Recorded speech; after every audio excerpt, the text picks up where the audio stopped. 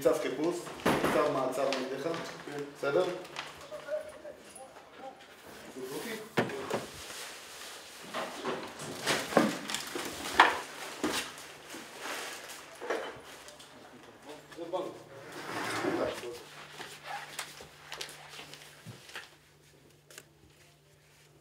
במהלך 5 חודשים האחרונים הפעלנו סוכנת סמויה בעיר עכו והסביבה.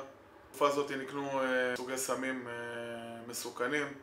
פעלנו בעיר עכו בכל שעות היממה, ועד שעות הלילה המאוחרות עולים קליינטים, וזה מטרד מאוד מאוד קשה לאוכלוסייה.